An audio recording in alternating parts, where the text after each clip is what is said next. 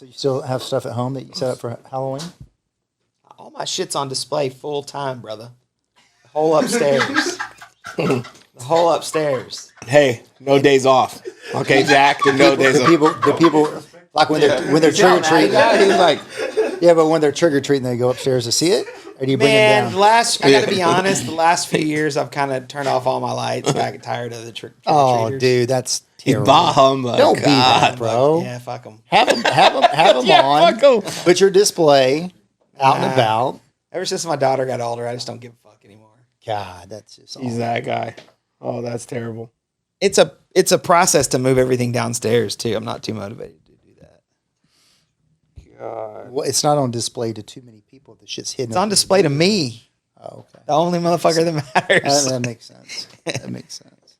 Because the only one that matters me. I'm assuming we're already rolling, so we might as well just. Are we? Oh, okay. about- Well, this is episode 3 of Results Rewired, and shit just got real. Yeah, that was a fun way. Don't fuck with Miller and his Halloween decorations. do not go by his Dude, house if you're gonna listen, go trick-or-treating. if you're gonna Damn, half-ass things, then you're not gonna be Yeah. around Miller because he's ready to go. So episode 3, God, is his Star Wars collection. So if anybody didn't know, Miller, when he's not leading the world, he is building a serious collection. So I've been thankful enough to get the Batman, which is my favorite character, and this was for Connor for his birthday for his favorite Star Wars collector. So we got a little collection. And fun fact, Connor will have it in his room when he learns to behave, his mother said. So looks like these are going to be in here for a while. Yeah. So today we'll get started. We'll get into it. And so talking about one thing that always keeps coming up, I think emotional intelligence wraps around everything we do in everyday life, right? And I experienced this. Is the emotional intelligence leads to a lot of things, whether it be disciplined. I think motivation's fake, but your discipline, your daily habits, it all comes from emotional intelligence. And something that I saw this weekend was being around some other, just super successful people. It's really cool, man. I was at an event and there was a guy that does oil in like Saudi Arabia, like big time guy. Had gone through like 150 UFC events. And this guy's sitting like, obviously he's well off. Another guy did like government contracts on his own business. And we were just talking about, different things in life. And what I grounded myself in is when I go to events like that, I try to network. I try to talk to people, right? Like I try to, the more hands you shake, the more money you're going to make. And there's something you can be around. But I was listening to other people and it was just, man, I won't name names, but trying to just drop on who they were and what they do. And I'm like, you're having to prove to the world who you are. You shouldn't have to. If you have to look, to me, it's like, I'm going to listen to what you show me. And I think a lot of it comes from emotional intelligence, man. When you get to a world where you start having a little success, or you think you're having a little success, because success is your own world, right? You kind of dictate. But emotional intelligence keeps you grounded in your daily activities and your daily routines, man. And it's such a big part about what we do. I know for me, I got home at, we went to bed, it was like 2 a.m, went to bed at like 3. Wasn't drinking or partying or anything, but just got late and but I woke up at 6 a.m. to go work out again. It was like, that's my punishment for staying out late. But no one's going to tell me to do that. No one's going to tell me to show up to work today. I own the company. I'm the CEO. I can show up when I want. I can leave when I want. If I don't want to work the weekends, I don't have to work the weekends. And nobody's going to tell me.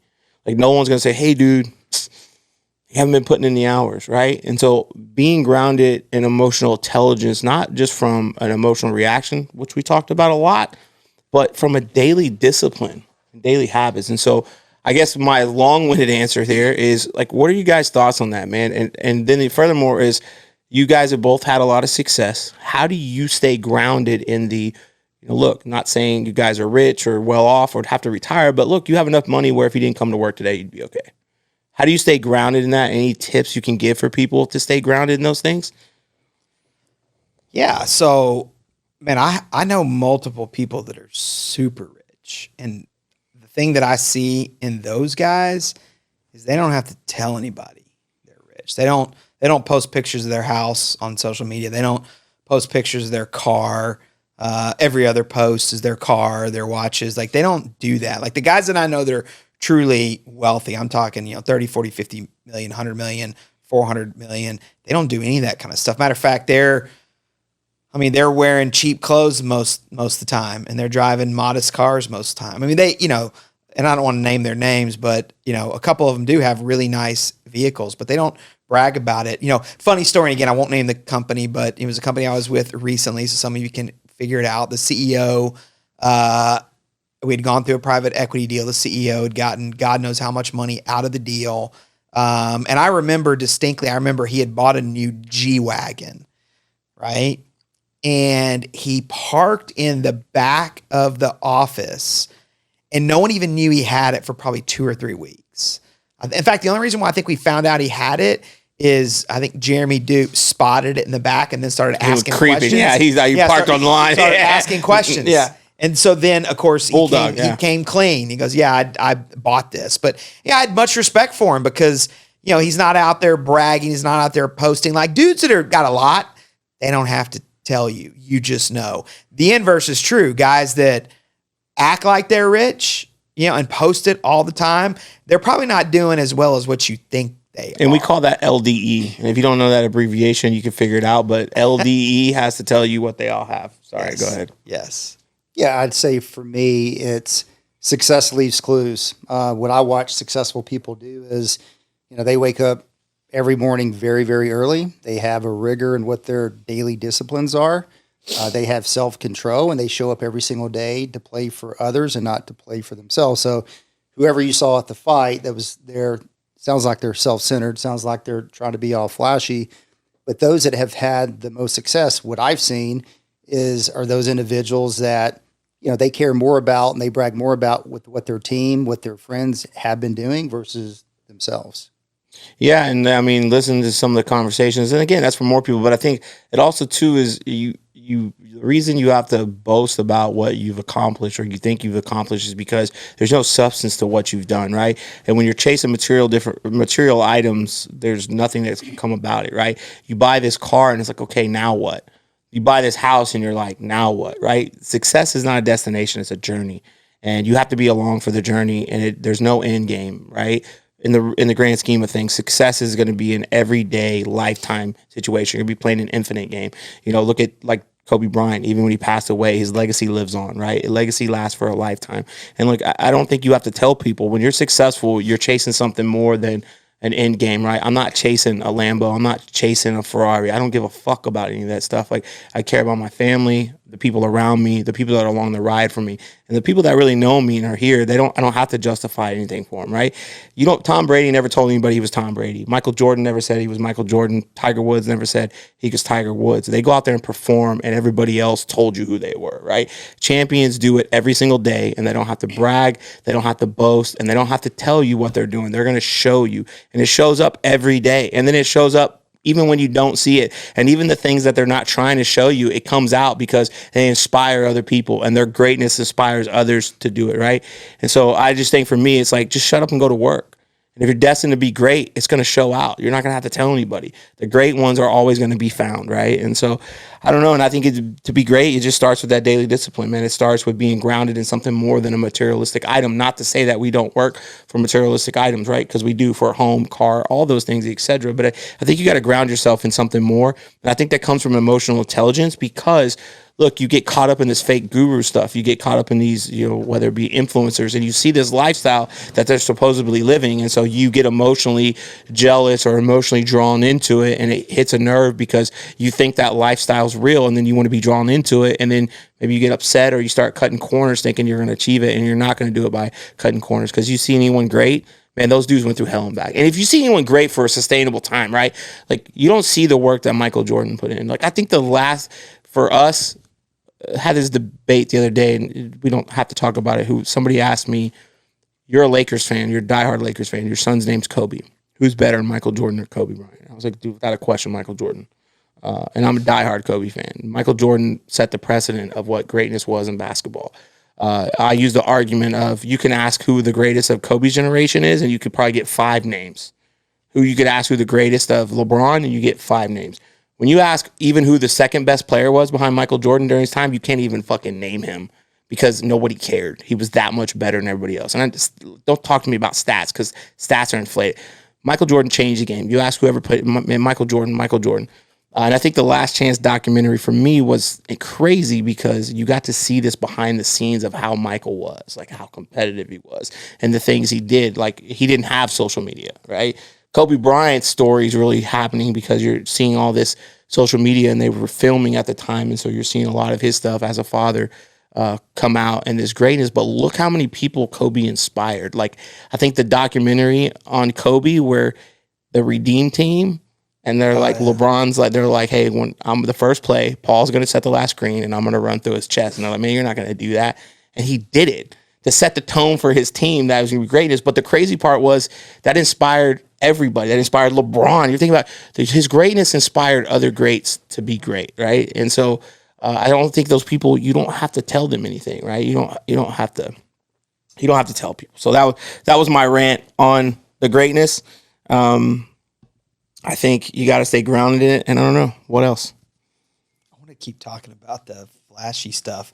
Hey, so the watch guy in Dallas, I think he's the perfect example of what we're talking about. And again, I won't name names, but this dude that sold high-end luxury watches in the Dallas market. So the story is he was doing a Ponzi scheme. So you'd consign your high-end watch with him. He'd sell it, right? Then he'd take that money to buy his lavish lifestyle. Apparently the guy had, multiple, expensive cars. His social media lifestyle looked like he was rich and famous. He basically used other people's money to create this image of all this money that he had. Well, in the end, what we're finding out now is the guy was $5 million in debt, didn't have a dime to his name, was running a Ponzi scheme. And so that's the perfect example. It's like people post this stuff on social media to give this false image of who they really are. And again, what I've historically seen is that the people that I know that really have the big money, they don't do that stuff. I think there's a certain amount of confidence that comes with, folks that achieve that level of success, is they know they don't have to post it, right? People are just going to find out. So that guy's just a shining example of someone that created this fake image, fake lifestyle. Everybody gravitated to him. A lot of people we know hung out with him, right? Creating this image. But in the end, the truth is the guy was running a Ponzi scheme, was $5 million in debt. And so the real question is, how many people out there that look to be successful really aren't, versus the people that don't put it out there as much are super successful? It's just fascinating. Because when you see that longevity, man, you see somebody, you don't see the work that was put in behind it. Just even our success. I mean, we built a $35 million company this year in our year 4. Man, I don't think that's anything. I think that sucks. I think we have so much work to do. But, this has been a process since I was like 14 years old. And this has been a process since I was like 20 years old. This is stuff that I was working on 7-10 years ago that, I put down. This isn't overnight. It wasn't the last 4 years. This is probably 20, 25 years in the making, right? So you don't see what the work they put in. You're one decision away and one thing away from changing your destiny. You're one decision away. You're one a day, one effort, but people can't do that. And so you want to keep up with that lifestyle, but you don't know what's going on behind the scenes, man. You don't see the work. Typically, you just see the end result, right? You don't see the work they put in. So if you see somebody burst on the scene like that, it doesn't mean that they maybe haven't, but you need to do more research before you go all in on those people, because there's usually typically no substance in what those people are doing. And this is the case in point. Now he's the victim. Now he's like, oh, I got spending. Well, no shit. You have spending habits. You fucking stole money, man. Just call it what it is. You stole people's money to fund your lifestyle, man. That's called being a fraud. That's called being a crook, right? And you see a lot of that, unfortunately, in our industry, in the roofing industry, man. You see a lot of owners. I know you've recently in the industry, but you're starting to see this stuff too. You're like, how's this possible? Owners doing the same thing, man. They want to live this lifestyle, and so they got $1 million in expenses, and they have $1 million come in, and that cash is sitting there, and they start spending it, and then at the end of the month, they can't pay their expenses, they can't pay their sales reps, they can't pay their people, their office, their suppliers, and it's that. I don't even know if it's keep up with the Joneses. I really starting to understand that that's more of an emotional intelligence thing too, is to be able to be emotionally intelligent enough and disciplined enough to. Hey man, it sounds crazy, but if I owe somebody $1 million and I have $1 million, I don't spend it, right? That goes to somebody else. Yeah, it's like the recent story. Again, we won't name the name. Friend of ours that got into roofing, not been in business even a year, called me up and asked to borrow a sizable amount of money because basically his business was bankrupt and he was bankrupt personally. Meanwhile, he was on vacation 2 weeks earlier, 10 days on the beach, blowing God knows how much money, comes back to work and doesn't have money to pay his team, pay his supplier, comes to me asking for money. A Ponzi scheme. A lot of roofers are running a Ponzi scheme is they're doing a deal, they take the money, they spend it all on personal stuff, and they use the next deal to then pay off the first deal. And so it's crazy to see what folks do trying to create this image or live this lifestyle they really should not be living. Yeah, here's what's fascinating. You can research this. The wealthiest families of all time, typically they lose their wealth after the second generation. Here's why. Well, because they never were taught how to think. They never were taught how to steward their money. They never were taught how to, be an entrepreneur and create a business. What you will see is, people who create a business, people that are entrepreneurs, people who make their first million, they can sell it and then they can go repeat it. They can do it again. Yep. They can do it again and they can do it again. But their fulfillment is they want others to be alongside them. They want others to, enjoy the success and teach them the success because they want to pay that forward. How do you so how do you teach that, right? So what are the tips? I think I'm trying to think. I know I use me and my son as an example. It's like, kid, you gotta post your 2 videos on YouTube, right? The discipline of that. And dad, I got 1. Okay, we agreed upon 2, right? I think some of those is the discipline again goes back to, but how do you teach that? We actually had an interesting meeting today with our leadership team, right? Bunch of young leaders, but I don't think that matters. Everybody gets their shot, but how do you teach that, right? How do you teach somebody to have that? Because one, it's an integrity issue. It's a moral compass. If you're embezzling money, that's just it's an integrity issue, right? That's a ego issue. I think there's a greater root cause of that, but how do you teach people those? And so, both of your opinions, you're running a company, right? And you're going to be faced with this. How do you teach people? What are some tips that they can do to be better in the business world when it comes to those decision makings, right? How do you? Yeah, I believe in having a template. I believe when you identify people that have been successful, they leave a template behind, and how you do one thing, you do all things. And so for me, I always think about, setting clear expectations. And when you set clear expectations, doesn't matter if it's in business, doesn't matter if it's in your personal life. This is what we're doing. This is why we're doing it. And this is how we're going to do it. And it's got to be agreed upon. And then the second thing, which is kind of goes back to what you asked about, how are people successful and how do they make money the right way, is you've got to demonstrate what good looks like. And when you demonstrate, it's like you've got to be out there shoulder to shoulder showing individuals what to do while they're on your side. And then thirdly is observing and assess. You got to sit back and observe that, hey, what you're teaching individuals to do is that you're able to identify, hey, what are they doing well? What are some opportunities for them? That's when you provide them timely feedback. And then from there, there's the praise and recognition. So for me, it's a template that you can use whether you're in business, whether you're at home, whether you're teaching your children the financial aspect of life, but it's repeatable. Yeah, I'll tell you what I've seen, and we talk about this a lot now, is that most companies, most leaders are spending the majority of their time teaching people about systems, processes. They're teaching people about numbers and data, right? They're investing hours into these, lengthy meetings where they're going through reports and spreadsheets and, this person didn't do this and this. It's all about process and system, and that's fine. You have to do that running a business. Like I do understand that. But I would argue the companies spend more time coaching, teaching, training around how to be a better leader, how to be a better leader of others, right? How to go out and lead people the right way. Those are the companies that win, right? Because ultimately leadership trumps everything. I've said this forever, is that if I go back and historically look at all the people that I've worked with, and I were to line up the people that were the best at managing systems and processes, they were the best at the paperwork and the data, but they were, call it, average on the leadership component, right? Versus folks that were great on the leadership component, but maybe they weren't as good on, filling out the forms, spreadsheets, paperwork, data, numbers. They weren't the best at that. I can tell you every single time the people that were A+ on the leadership component ended up getting better results. They ended up having lower turnover. They got more people promoted. They got better long-term results. The people that were great at the numbers, great at the data, great at the systems, great at the processes, but they weren't that great on leading other human beings, those people got average results. But again, companies spend so much time, effort, and energy reinventing the wheel, creating new systems and processes, teaching and training, rolling those systems and processes out, but then they don't invest in leadership, those are the companies that I believe don't win long term. And, we do this every Monday morning. We have a team lead meeting. And I bet if you recorded this team lead meeting, 80% of what we talk about is all leadership behaviors. What is it? Look, I think there's a difference between being optimistic and delusional, right? And I feel like I'm an optimistic guy. I always feel like I can overcome what's thrown at me. I seek solutions, not problems.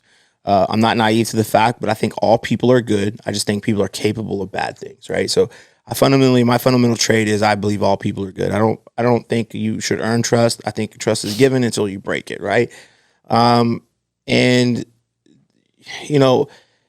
I like to give, and then I can ask to take. And so I think I'm optimistic that people are good and they're going to do good things. I just think they make bad decisions, and I think it's your job to coach them through that, right? I look at myself as an example. I don't know who my father is. I don't know his name. I have no idea what his last name is. And so, I didn't really have a father figure there in my life. And so I didn't really understand the difference between right and wrong for a long time, right? Right for me was different right for somebody else. And so I think you got to identify what one leadership is, and you got to coach people on how to make better decisions personally, more importantly, and then professionally, because it'll stem over. To think that we talk about work-life balance, to think that they don't integrate is crazy. If people that make bad decisions at home are going to make bad decisions at work, right? And I think that's fundamentally what happens, is that you get people out there that just make bad decisions. And I think, you got to own your thought process. I love I'm never going to run. I know you try to get me to do this thing, and I'm like, I'm fucking out. I think I pushed myself in other places. Just an ultra marathon. Yeah, it's stupid. It's for the It's birds. in December. Listen, if I wanted to have a stroke, I would just stop working out, eat bad foods. There's no such thing as a runner high. It's called the beginning of a stroke, okay? Second, the thing is, look, I love what David Goggins says about pushing yourself mentally. And you got to go to fucking war with yourself. And you got to go to war with yourself mentally. And I do it all the time because I catch myself being, in that place. And what I think where bad decisions stem from, one is you don't have no moral compass. No one's taught you, right? I think all things are caught, they're not taught. And so when you see what success looks like in your eyes, what you think is success could be success for your environment, right? But as you start to grow out of that, you got to own your thought process. And I think so many people think they're not supposed to have those negative thoughts. So when they do, they act on them because they're like, this isn't normal. It is normal. There's every day of my life I think about quitting. Every day of my life, I think about how hard it is. Every day of my life, I question whether it's worth it. Every single fucking day that goes in my life, I think, man, is this all worth it?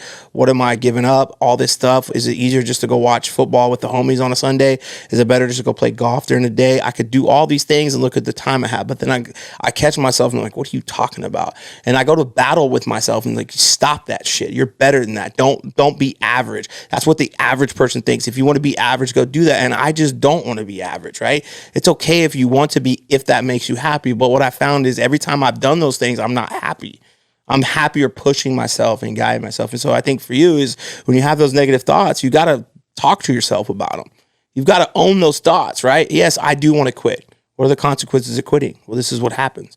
And I just don't want to look back. Look, I don't know who you believe in. I don't know who your maker is, but I've had two decisions in my life that have shaped my destiny. The first one was having our son. My 6-year-old changed my life. I wouldn't be the man I was without my son. He showed me what love was. I remember crying for 45 minutes when I first held him, watching my wife hold him, watch what she went through. I was like, man, this is life.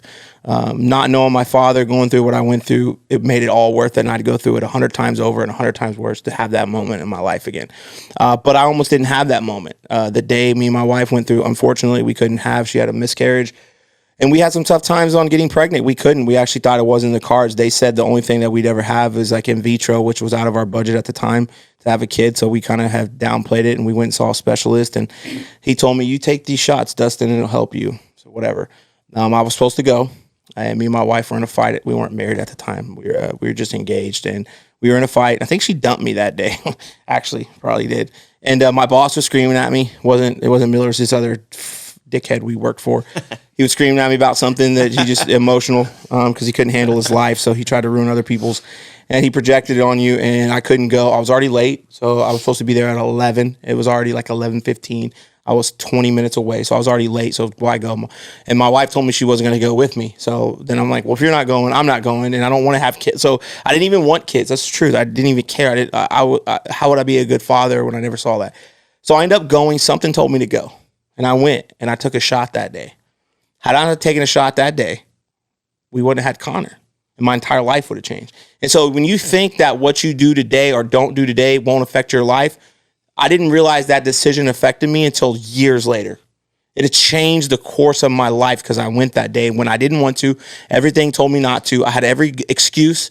I had every opportunity to get out of it, and I still went. And the second one was, I was door knocking. I worked for another company, and I was in my car crying. I was driving Uber Eats. This guy's making fun of me. He's like, I bet you were delivering pizzas, and now you're a roofer. And he was right. I actually delivered pizzas the night before for Uber Eats. I was in my car crying because I kept getting no. I had no money. Me and my wife were down to our last $300. I had my son. I had no money coming in. I'm roofing. I'm first time 1099, kind of independent, and I was failing worse than I'd ever failed in my life. And I put myself in the situation I told myself I'd never be. And I remember that day. It was raining, and I was sitting in the car crying. I didn't want to be there. My wife was her day off. She rarely got a day off. So she was like, why don't you come be home with me and Connor because it's kind of drizzling. It was a Sunday. And I said, no, I got to go make something. I'm crying in my car, and something told me, man, don't be that dude. Keep going. Like, why are you being this right now? This is not you. And I started watching YouTube videos. I got out of my head, and I went out there and did it. And that day, I actually closed 5 deals. And had I not done it that day and closed those 5 deals, because I met one person, he gave me a referral. He gave me his sister who had a rental property, and they had another rental property. I got 5 deals that day. Ended up changing my life. Had I not done that, none of this would exist. Results wouldn't exist. Nobody would be here that one day because maybe he wouldn't have been home the next day. And so my whole point is look, man, these decisions shape your destiny, and what you go through in life. You think, man, if I just stay home today and don't do it, guess what? Opportunities out there waiting for you, and you're sitting at home on the couch. Opportunities out there for somebody, and you're saying, man, I can't find opportunity. Opportunity is not waiting for you playing video games. It's not waiting for you complaining. It's not waiting for you making excuses. It's out there waiting for you to get your ass to work. And if you keep making excuses, you're never going to find opportunity. I believe it's out there for everybody, but we just don't look for it. We're sitting at home making excuses about why we can't find opportunity, and opportunities out there just waiting to be picked up for everybody. And so I think for all those people, it's like you got to get those excuses out of your head, knowing that they're there, and talk yourself through them, talk yourself out of them, go to fucking war with them, and go to war with yourself. And it's okay to feel that way, but it's not okay to act on it, right? It's not okay. We've all said it. So the other day, man, that guy murdered somebody. He's terrible. I thought about it a few times. Like, hey, man, how many of us been sitting in our truck? Somebody cuts us off. Like, I'm going to freaking kill you. You don't really mean it, right? But you say it across your mind. And so you're going to have bad thoughts. You're going to have negative thoughts, but don't let yourself go down that road. And focus on people, right? I think you said at a leadership meeting, don't focus on people, man. This is how you get through that. It's kind of like it goes back to your daily routines. It's easy to let yourself down. It's the easiest thing in the world. But what you were doing is you had a bigger purpose. Now you have a family, now you have a son, and you had to show up. So you were living for a bigger purpose. For those individuals out there that are living for themselves and they don't have that bigger purpose as of yet, the daily routine, the daily rigor, we talk about the code plunge. Like in emotional intelligence, like we all have bad thoughts. I don't care how emotionally intelligent you are. It's just how do you act on them? And so the code plunge, for example, I gotta plug that real quick, helps you to start your day with all the stresses that could be taking place, all the bad thoughts that could be taking place. And once you conquer that, everything else just starts to like dissipate. It just dissipates. Yeah. And you get into your workout. So you got your first disciplines happening every single day. Once you conquer those disciplines, then you're sitting on the couch and then you're determining, hey, am I going to go to work today? Am I going to go do a door knock? It's 110 degrees outside. You're like, man, I've already conquered, probably the hardest thing I needed to conquer for today. It makes it that much easier. So I'm just going back to plugging people that are successful. They have daily routines. They have rigor. Nothing throws them off whatsoever, and they stay consistent with it. You know what's crazy about those stories you just told? I've heard those stories multiple times before, but just like in this very moment, you're talking about these decisions that you made that fundamentally changed your life. Okay, I'm sitting here and I was thinking, my God, where would my life be if you hadn't made those choices?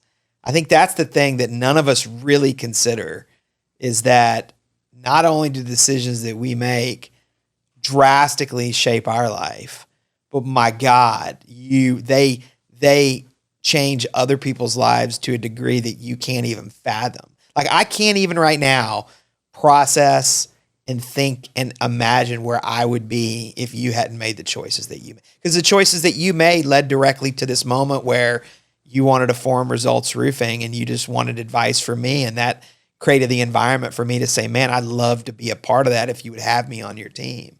And so again, for those things that you did, man, my life is, I don't even know where I would be. I mean, I have an idea. I have an idea of where my life would be.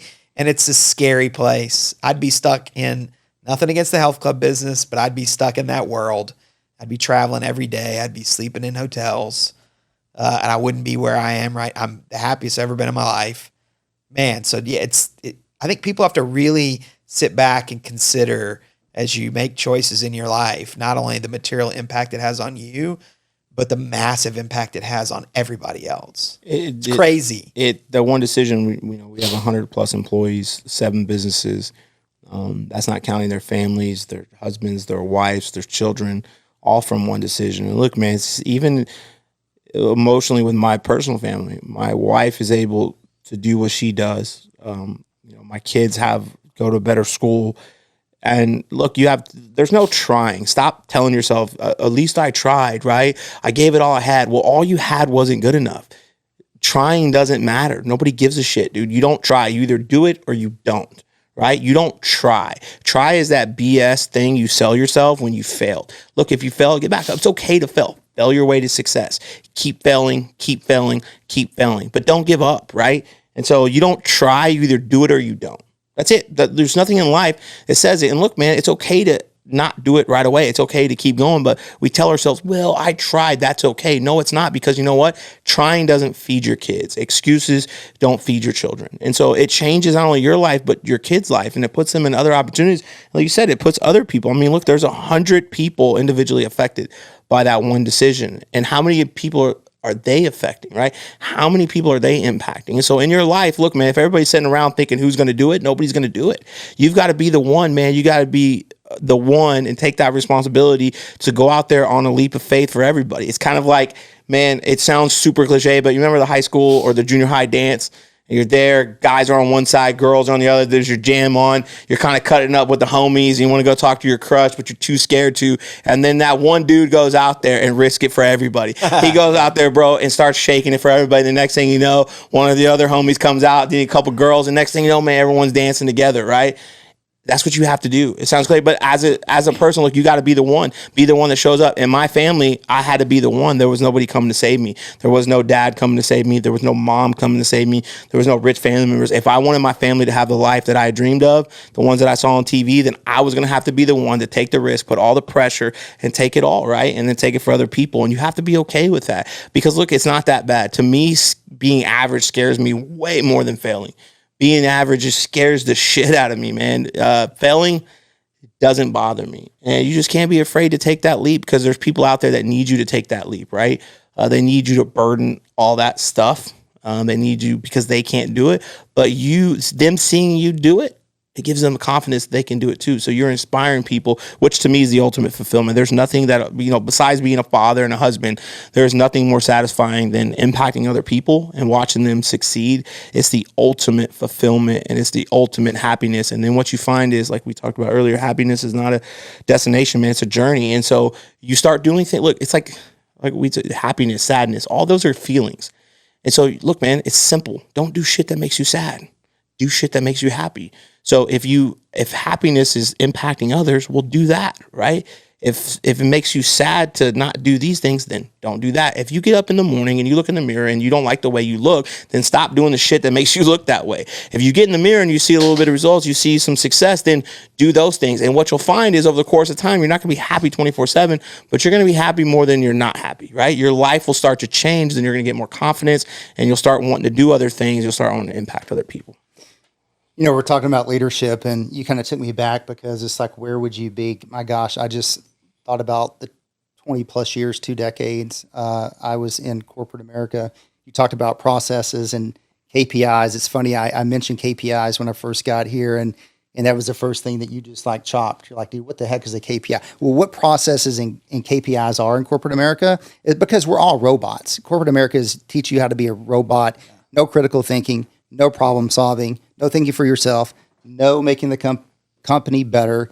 But we talk about here the results mechanics of it, right? So processes and KPIs is something to hide behind versus just getting results, right? And so for me, it's having coming on board here, not necessarily having the KPIs that traditionally most people do have to what you hide behind, but being able to have people think for themselves, have a ton of different identities, different diverse backgrounds, which has been really good for me to be able to see. And everybody kind of does it their own way. Why do you think? Well, two part. Why? What would you focus on, leaders or KPIs? And then why do you think companies and you guys? Why do you think companies force others to implement KPIs? It's two part. But why do you think that's the only thing they teach? I think what they fool themselves into saying is that, hey, it's the one way that you can scale your business is to be able to measure it from afar. But here, to answer your question, is that you have many leaders in this company that manage from a mile high. And so wherever they may be in whatever city in the country, across the country, they're looking at the business from afar versus looking at the business shoulder to shoulder. And so KPIs are created because, a lot of companies, the leaders are not out in front with the teammates. And, Miller taught me this many, many years ago. The answers are always in the field. Yeah, the craziest thing in my career, I think about, again, 30 years ago in the health club business, running a club. So again, we didn't have computers. God, everything was manual. What? Everything was written. And I loved it. Oh my God! I remember when we got technology. beepers. What's a computer? I remember when we got beepers. That was the greatest thing in the world. And then on the beeper, you could type little messages. Right, and I remember getting reprimanded because me and Billy Skidmore were talking. Yeah, we were talking shit on our beepers, and our VP Marty Stein found out about these beeper wars, and I remember getting written up for it, man. So that's how old I didn't have computers. What's the intranet? I still dial up, bro. I still have my AOL account, man. That's how old I am. Who was it that said the other day? Yes. They were like, Miller just hit me with his AOL account. Yes, yes, that's how old I am. Yeah, they go, it's okay. Miller just hit me with his AOL account. Yeah. And I was like, damn. Yes. So, okay, way back in the day when you ran a club, if you wanted to teach your staff anything, you had to actually teach them how to do it. So if you wanted to teach someone at the front desk how to be great at customer service, you had to physically walk up there and teach them how to do it, right? And so fast forward 30 years later, there was a metric for everything. There was data for everything. There were KPIs for everything. So to your point, leaders would sit in an office at the corporate office and they'd be going through numbers, looking at all of their clubs, looking for variations in the data, looking for anomalies, looking for, problems. And then they would identify this problem that was, driven by this company, key performance indicator, and you're below the company standard. And so then it's, you pick up the phone, you call that manager, go, I noticed, on page 12 of our KPIs for this and that, you're not, your club's not executing this. Okay, so here's the problem with that. How about you get out from the office? How about you go to the club? How about you walk into the club? And how about you spend all day there and observe the team, right? How about you observe the actual behaviors that are going on inside of a club? I've often said is that if you just simply spend time with your people, right, in the real world, you're going to know what's wrong. You're also going to know what's right. And the reports become irrelevant in most cases. And so I think the sickness that infects corporate America or big corporations is this, I'm going to call it the MBA effect. Again, I apologize to my dad. It's the suits. It's the high level education of I'm going to analyze the data. I'm going to figure out what's wrong. And I'm going to tell you what you need to do. No, stop all that. Don't look at the data. Go into the club, make observations on actual behaviors. You'll know what's going right. You'll know what's going wrong. And then you'll be able to coach people effectively. And your people are going to appreciate you because you're with them. You're actually with them in the trenches, in the field, getting involved. And so, yeah, I'm anti, KPI world. I'm anti-process system, all that kind of stuff. I think companies spend way too much time there. Again, the answers are in the field. They're with your people. Go out and spend time with them, and you're going to know what's right. You're going to know what's wrong. You're going to know what to fix. And that, to me, supersedes any data that I can extrapolate from a report. Yeah, that's why businesses spend millions of dollars a year on trying to build culture. Well, why do they try to build culture? Is because they're looking at human beings as objects versus people. Like the relationship piece of it, when there's KPIs that are embedded into an organization, they're not looking at the people. They're not, first of all, they're not identifying root cause, and they're living their business through hyperbole on what they think could be going on, but they're not identifying through the observations on what's actually happening. So therefore, leaders never are able to grow and develop. Well, it's we're trained as humans to see what's wrong because our brain is trained for survival, right? You go into survival mode. That's why when something feels uneasy, you have that uneasy feeling. So you go into survival mode, right? That's why people tend it's risk or reward, or they go into like, when somebody's like the burn the boats, right? When Tony Robbins says when you're die or survive, you're going to typically go at it. So when you want to take the island, you burn your fucking boats, and you're going to take the island when your back's against the wall. So we're naturally trained to survive. The challenge is that we always look for what's wrong. And it's like when we walk into something, we look, oh, that's wrong. That's out of place. And so when you go through those lists of things, you're looking at what's wrong. And that right there is the challenge. You shouldn't care about what's wrong. Look at what's right and build upon that. Because if somebody's doing something right, they can do other things right. And maybe that's their strength. Maybe they have one thing that they do really, really well. But why wouldn't you focus in on that instead of focusing on what they do wrong? Because if we're ranking somebody for 1 through 100, and let's just say they're 80% at this thing, and they're 20% at this, okay? If you spent all your time, effort, and energy, and you take them from a 20 to a 40, okay, so they got 20% better, right? But they're still at 80 there. What if you spent that time there and they went from an 80 to a 90? They're a freaking superstar. And so stop trying to focus on things that they don't do well. There's positions in football for a reason because they do that well. Quarterbacks aren't doing blocking and tackling drills. They're not running routes. Why? Because they suck at it. And they don't care if they suck at it because they're doubling and tripling down on their strengths. And I think that's a fundamental problem is our ego tells us we got to point out what other people are doing wrong. Our ego tells us I do have to provide that. Why can't, it's always coaching, but why can't coaching be positive? Coaching always doesn't have to be critiquing. It can be positive, but in our mind, we're trained to look what's wrong. So we go, oh, that's wrong. But what about the other 10 things that he's doing right? And it's like everybody else. You could do 10 things for somebody, and the one time you don't do something for them, they get mad about the one thing and hold it against you for the rest of your life. And so I think that's a huge problem in the corporate America, but that's still the question for me is you worked in corporate America. Why do you think people train you like you two were really high on KPIs, right? You had to. Why did your owners train you to focus on KPIs? What do you think the root cause is for that? Look, I'll just say it. I think it's the easiest thing to do, right? To go look at a spreadsheet. You know what the company standard is. You dig through the data, you find what's wrong, and you point out what's wrong, like what you're talking about. People are so good at identifying what's wrong. I think it's the easiest thing to do is to coach people on system, process, data, and numbers. The most difficult thing to do is coach people on leadership. The most difficult thing is to make someone a better leader. That is so hard. It takes years. Like I think about myself, the first time I ever got promoted to a leadership role, hey, by the end of that year, I was like, oh my God, I was so bad when I first started. 5 years later, I look back at my first year and thought, man, I was so bad 4 years ago. 10 years, when I was 10 years into leadership, I would look back at the things I did 5 years earlier and I was like, oh my God, how did anybody work for me? Like it takes so long to become a world-class leader, a great leader. It's so difficult to develop that. Again, it's way easier for a company just to, hey, here's our standards, here's the expectations, here's the numbers, here's the data.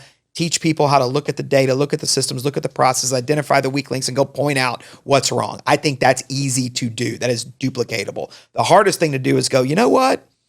The reason why their data is bad, the reason why they're not hitting their KPIs is because they're a terrible leader. They're actually training people on all the right things. They're looking at all the right things. But if you were to go watch that leader on how they're communicating with their employees, you would go, wow, the problem is their mannerisms, their facial expressions, their tonality, how they're delivering it, the fact that they're just telling, they're not show and telling. Like the issue is not that the manager doesn't know what to do, it's that they don't know how to lead people to get the job done. So again, I go back to, I think the reason why companies focus on paperwork, systems, process, KPIs, because that's the easiest thing to do. The hardest thing to do is to spend time, effort, energy to make people into great leaders, and it takes a really long time. Yeah, it's also the byproduct of when you have leaders coming into an organization that they don't have any experience within that field, they have to lean on those KPIs and then it gets lost in translation, when you have human resources coming in, which is a whole nother podcast. Oh God, that's a whole podcast. To kind of HR. lean in on them trying to really what human resources, in my experience, is trying to build value as far as what they actually do. Like an example, talent review. This goes hand in hand with KPIs. Talent review. So let's do this. Let's put somebody in a box. Let's go A, B, C, 1, 2, 3. Let's go high potential, low potential. And I've said in so many talent reviews to where I've seen people that have had tremendous success getting results the right way, but because they weren't able to articulate a P&L, because they weren't able to, show well or do something in front of, corporates when they come into the club, therefore they're like in a low potential category, right? So for me, it's, are we truly promoting our individuals based off of the relationships and the teams in which they're developing to help grow the organization? Or are we promoting them, not we, but the businesses promoting them based off of their ability to articulate the business? And there's a difference, right? Yeah, and so 100%. That's the inconsistency, and the inconsistency where you got some leaders that come in from a completely different industry, and it takes them a while to be able to learn that new industry. I'm an HR's worst nightmare. That's why I started my own company. And I think talent reviews are garbage from a standpoint of you have Susie, HR lady, who's not talented herself doing a talent review.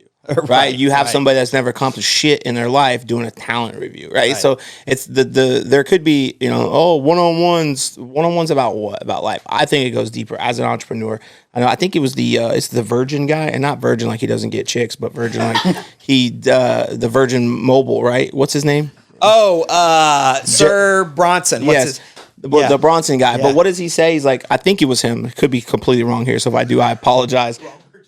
Yeah, wrong version. Is, what happens if I train my people to be better than me and be leaders and they leave me? And then he says, well, what if you don't? Right? Like I was one of those guys. And so to me, this is from, and I could be other CEOs, owners, whatever. You could be pissed off because maybe this is the information that they don't want you to know. But I think it's because of that reason. They don't want you to understand what it takes, because then you could go do it on your own. And that scares them. And so if I put you in this box and I teach you only to look at numbers, that's all you're ever going to look at. And I can control that. I can control the numbers. I can control the goals. And so therefore I control you, and I control your worth. I control your pay, and I control what you think of yourself. And therefore you're never going to think outside the box to go do it on your own. And so for me, I want to challenge people to be better people. I want to challenge them to be better personally and better professionally, so that if they ever do leave, man, respect. If they leave the right way, I have nothing but respect, right? And the years here, we've had a couple people that have left or were going to come on that didn't, but they did it the right way, and I respect that, right? If you leave the right way, nothing but respect. Now, we've had the other ass clowns that leave, want to talk trash and do all this other thing. And it's like, I don't respect you and you're fucking dead to me. But if you truly, I don't hate on other entrepreneurs, because I don't hate on people that have the same dream as me, right? I just don't. Even people, I know there was a guy that was going to come on that actually was going to invest with, right? I support that. But I think that's why you don't want to do it, because if I train our guys to be better than me and they go open their own, that hurts me long term, right? But as a person, how would you want to hold someone back? That's, again, your insecurity. And I think that's why we focus so much on KPIs. Now, again, people lie, numbers don't. And so you can use the numbers as a tool to see if there is a problem, right? But typically, even when the KPIs are off, I can tell you the KPIs are off because that person's struggling with something. They're struggling personally, they're struggling professionally. They're having a problem with you, or they're having a problem with their company, right? I know people in our organization that, look, man, they're incredible sales guys. They break up with their girlfriend, they're having problems with their wife, and their numbers drop. So is that a KPI problem?